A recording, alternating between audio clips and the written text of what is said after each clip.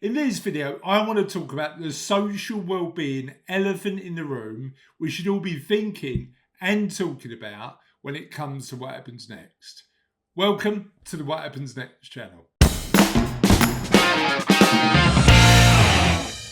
So I'm doing a lot of writing at the minute on the concept of social well-being, what it is to have friendships and just maintaining social connections just improve our lives fundamentally. And it's interesting because when often clients come and see me, they've attained a level of financial wealth, but they've done that often sacrificing other elements of their lives. And when we have a conversation about seeing friends, often that's the bit that they've sacrificed because they've been so busy with work. And they'll have friends at work, they'll have social connections, and they'll maintain well-being from that.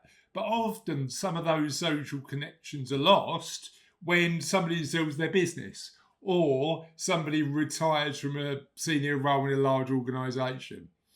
So what I'm interested in is talking about social well-being from the perspective of if your environment's changing and a lot of the social connections are in your environment, what do we need to do to make sure that we maintain social well-being? Because we know that loneliness has a massive impact, negative impact on not only our mental health, but also our physical health. So we need to think about this sort of stuff. If we're changing our work environment, we need to think about how social well-being is going to have an impact. So who am I to talk about this subject? My name's Chris. I run a chartered financial planning business, and we're really proud of the work we do, helping people work out how much is enough financially, building them a plan, and helping them think about what a life well lived means to them, using money as a tool. But interestingly, a life well lived for many of us is about other people. It's about maintaining those social connections.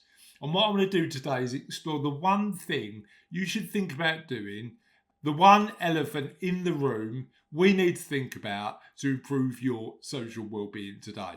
However, before we do that, I've got a favour to ask. What I'd love for you to do is like this video if it's of use and subscribe to the What Happens Next YouTube channel.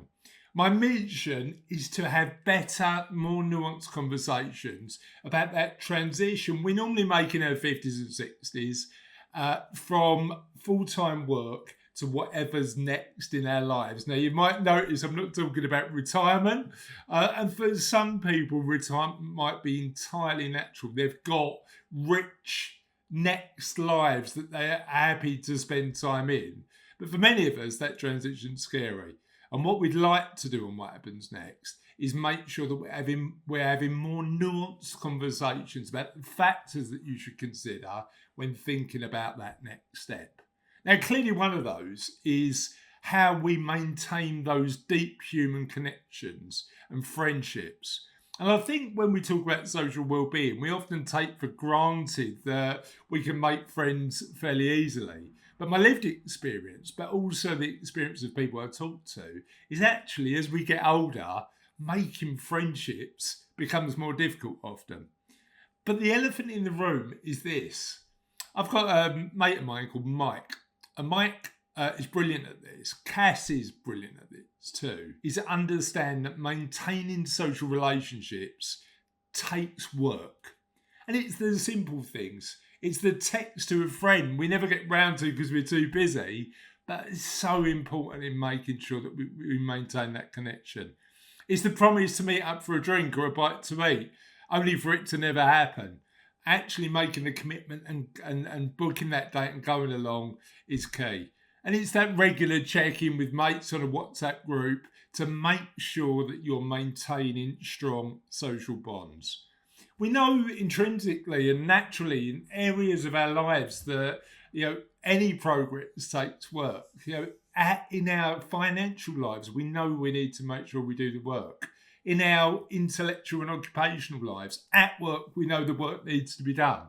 But often we think that the social element is going to happen naturally. And interestingly, the research I'm doing for the What Happens Next book, I'm reading quite broadly around some of these elements.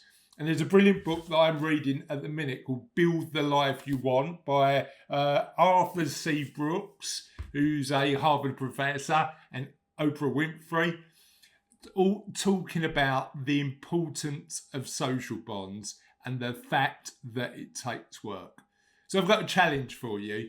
After liking this video and subscribing to the channel, I'd love for you to, in the comments, talk about the one thing today you're going to do to improve your social well-being. The one tiny piece of work.